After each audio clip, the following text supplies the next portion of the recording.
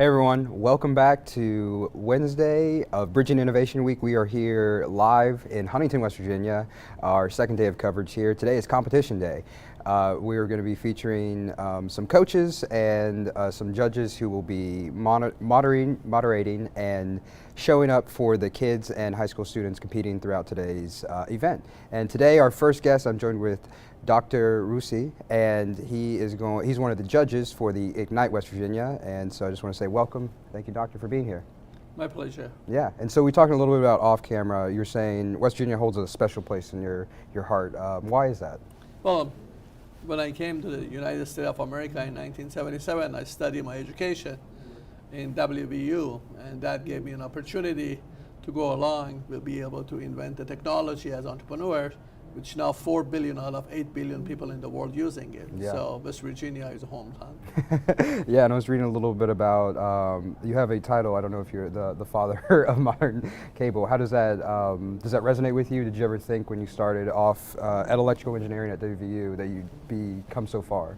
Of course not. Mm-hmm. You know, the electrical engineering department gave me the tools in my toolbox, and I was able to apply those tools in my job that I have with General Electric and another company called Proteon, and be able to come up with the idea that it would be nice to put voice data video over same cable, and that was the principle behind creating the cable modem.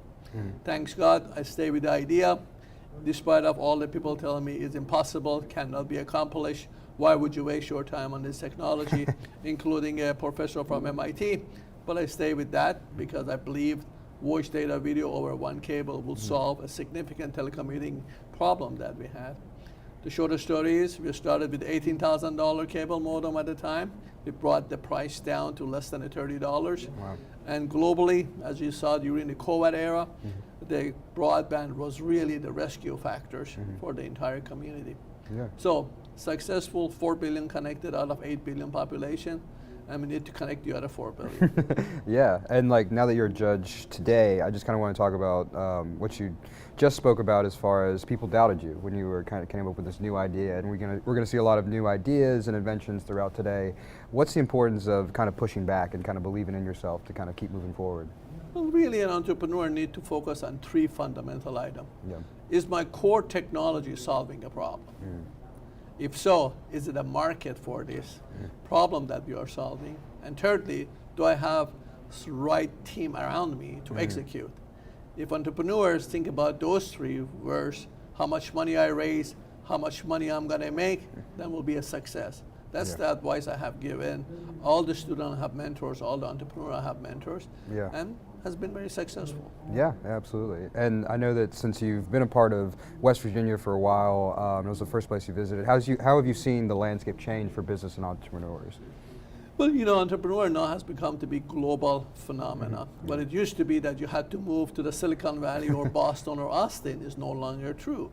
You could be in a lovely place like West Virginia, use beautiful weather, beautiful environment that you have, and virtually work thanks to broadband, but solve a lot of issues together. So I believe entrepreneur footprint now is a global footprint that could be done a lot faster, a lot cheaper, and a lot more efficient. But it used to take multiple years to create a software company. Now you could do it in 9 to 12 months. And that's the beauty for the entrepreneur in West Virginia, where you could resonate with the others and work globally. Yeah. And so do you see West Virginia being like a next HubSpot, or where do you see the future going, like I said, because we no longer have to go to Silicon Valley, we can do it right here in our backyard.